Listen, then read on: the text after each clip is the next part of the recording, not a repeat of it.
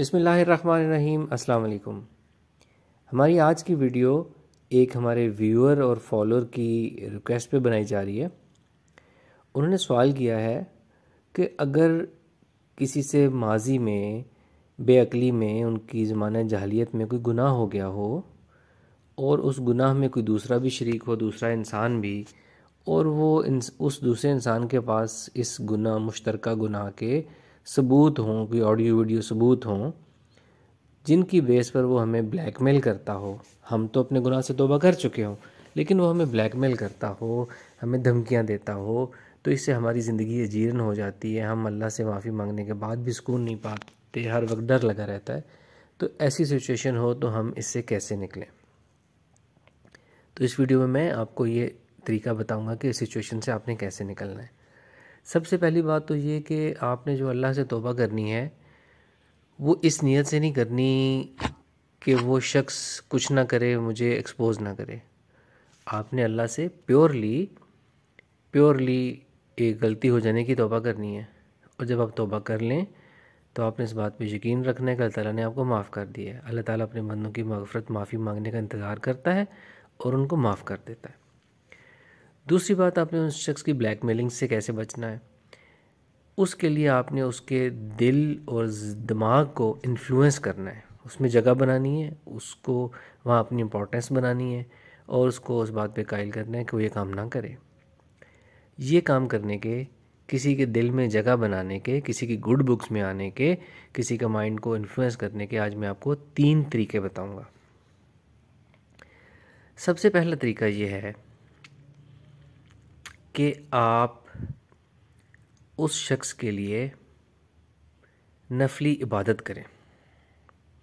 नफली इबादत किसी ज़िंदा इंसान के लिए भी की जा सकती है।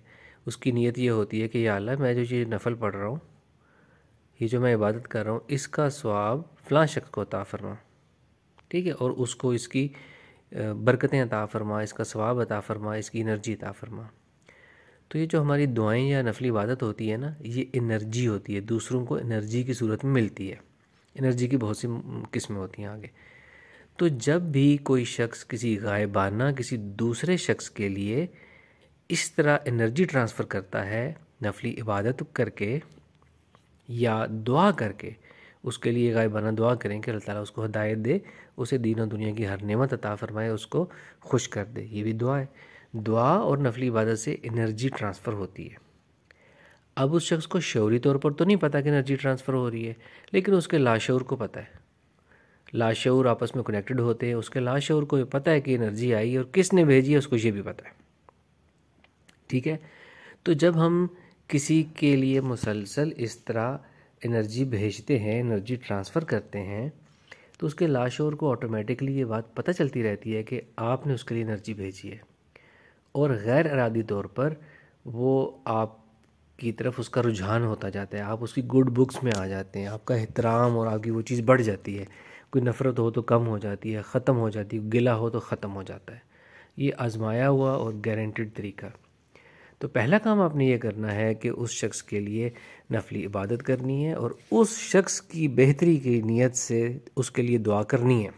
नीयत सिर्फ प्योरली ये रखनी है आपने, ठीक है। वो ज़ाहिर है ब्लैकमेल कर रहा है तो वो अपनी आखिरत भी ख़राब कर रहा है ना, दुनिया भी, तो उसके लिए भी आपने दुआ करनी है। उसको ऑटोमेटिकली एनर्जी जाती रहेगी और वो आप उसकी गुड बुक्स में आते चले जाएंगे। आपके ख़िलाफ़ कुछ करने का इरादा है तो उसका आहिस्ता आहिस्ता कम होते होते ख़त्म हो जाएगा। दूसरा काम आपने ये करना है कि अपनी डायरेक्ट ओरा एनर्जी से आपने उसको एनर्जी देनी है। उसके ओरा को क्लीन करना है, वॉश करना है, पॉजिटिव एनर्जी देनी है, उसकी हीलिंग करनी है। ओरा एनर्जी के ऊपर हमने 2 ज़बरदस्त सीरीज़ की हुई हैं, दोनों की अलग अलग प्लेलिस्ट मौजूद है। उसमें तरीका भी बताया गया है किसी को कैसे एनर्जी देनी है। एक प्लेलिस्ट और एक्सरसाइज के नाम से, एक और एक्सीलेंस के नाम से। वहाँ से अपना और एक्टिवेट करें, अपनी एनर्जी बढ़ाएं, उसको एनर्जी ट्रांसफ़र करें। ये भी एनर्जी ट्रांसफ़र होगी और एनर्जी ट्रांसफ़र होने से तो बहुत ज़्यादा फ़र्क पड़ता है। वो आपका हम ख्याल हो जाता है और आपकी उसका लिंक बहुत अच्छा बन जाता है। तीसरा काम आपने ये करना है कि आपने उस शख्स की हीलिंग करनी है। माइंड पावर हीलिंग के ऊपर भी हमारी एक प्लेलिस्ट है। दुनिया के एक कोने से दूसरे कोने में बैठ के हीलिंग की जा सकती है। ये हीलिंग भी ऑरा एनर्जी से इंटरफेरेंस या ट्रांसफ़र करने के मुतरादिफ ही होगा कि उसको आप हील करेंगे, उसके माइंड को हील करें, उसके ब्रेन को हील करें, उसके नर्वस सिस्टम को हील करें। वो अच्छा महसूस करेगा, ज़ाहिर है उसको फ़ायदा होगा, उसके लाशूर में आपकी जगह बनेगी और आप उसकी गुड बुक्स में हाथ से चले जाएंगे। चौथी चीज़ आपने ये करनी है कि आपने टेलीपैथी करनी है उस शख्स के साथ। टेलीपैथी करने के लिए अपने आप को, अपने जहन को आपने रिलैक्स करना है। आप स्टेबल होंगे, रिलैक्स होंगे तो ही आपकी टेलीपैथी कामयाब होगी। माइंड रिलैक्स करने की भी बहुत सी एक्सरसाइजेज हमारे चैनल पे मौजूद हैं, वहाँ से देख के माइंड रिलैक्स करें, अपने आप को स्टेबल करें, फिर आप टेलीपैथी करें। टेलीपैथी की भी 2 प्लेलिस्ट मौजूद हैं।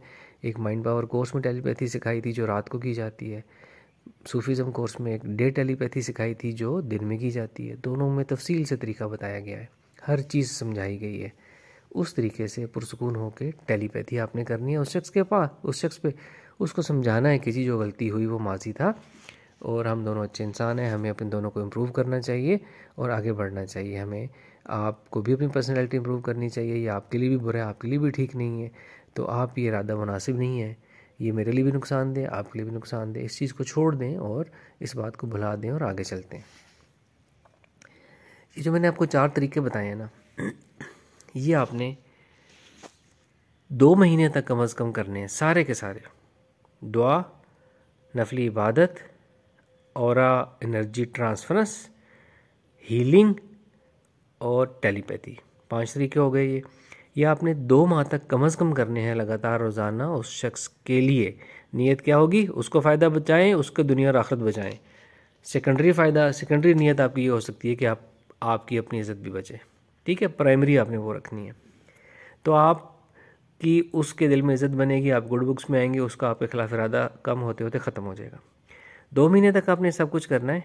जब 1 महीना आप ये काम कर चुके हैं तो उसके बाद अगर वो शख्स आपसे रब्ता कर रहा है, अभी भी करता है, तो 1 महीना ये 5 काम करने के बाद आपने उसको रेस्पॉन्ड करना, रिप्लाई करना छोड़ देना है। नंबर्स ब्लॉक करने हैं, ब्लॉक कर दें, आईडीज़ ब्लॉक करनी है, ब्लॉक कर दें। 1 महीना ये 5 काम करने के बाद जवाब नहीं देने, उसको जस्टिफिकेशन नहीं देनी, सिर्फ राब्ता ख़त्म कर देना, इग्नोर करना शुरू कर देना है, रिस्पॉन्ड नहीं करना, रिप्लाई नहीं करना।